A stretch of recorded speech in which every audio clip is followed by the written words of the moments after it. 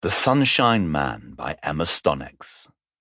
Read by Meg Salter and Edward Rowe. For Ciro and Ekro, with love. Why does this light force me back to my childhood?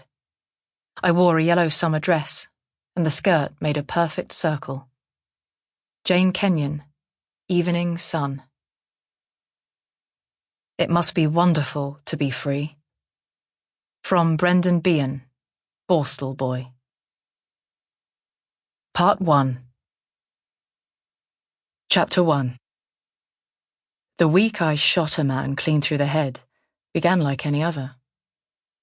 I woke at the normal time, 6:15, and it was dark outside. I heard the sound of the heating coming on, a rattling chuckle in the pipes. Tom was still asleep, his bare shoulder pale in the moonlight. I put my nose in his neck to check he smelt the same, which he did, of gently scorched wood in the inside of the biscuit tin. I dressed in the dark and went downstairs. It was unnaturally quiet. I opened the curtains and saw there'd been snow in the night unexpectedly. It hadn't been forecast. The fall was piled inches deep on the garden bench and the bird bath was rounded off like a wedding cake.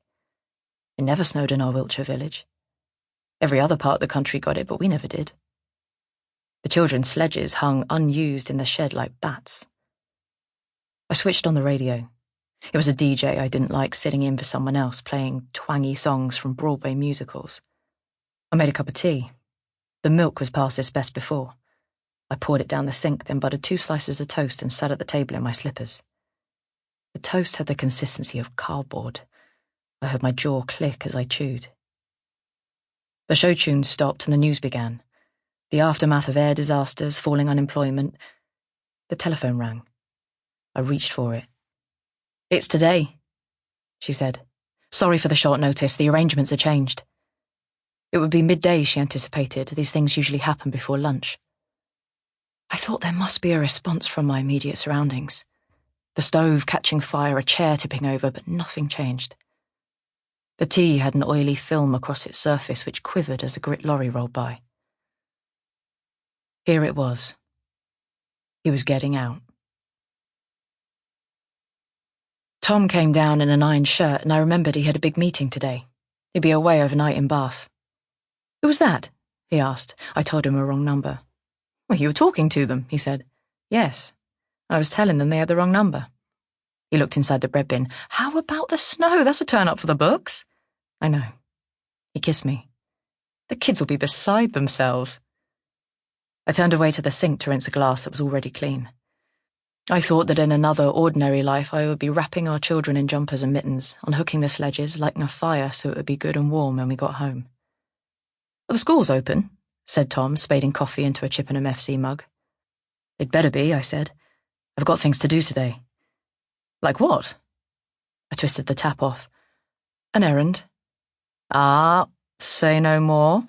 My husband's tone changed from concern to conspiracy. I realised he thought it was about his birthday next month.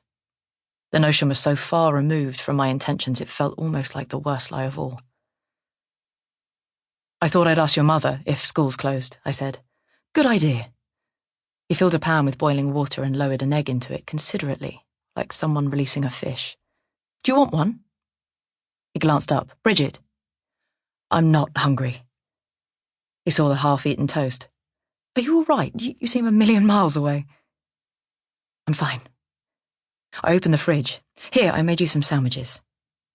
"You're a wonder," he said, taking them. "I'd better check the trains are running." "They are. Travel's just been on." "Well, thank God for that. It'd have to pick today, wouldn't it, the weather?" My hand shook as I closed the door. "What do you mean?"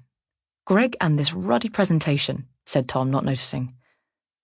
"There'll be hell to pay if it gets put back again. I'll never hear the end of it." He scratched a stain on the nose of his tie. The top of his head was almost totally grey now. We were grown. I hadn't grown. "I'll ring the school," I said as the egg timer went off. The line in the hall was engaged. On my second attempt, the office answered and told me they were open as usual. I felt relief. The next hour arranged itself into slots of 20 minutes. 20 minutes to give the children their breakfast. 20 minutes to stick them in front of the Sample complete. Ready to continue?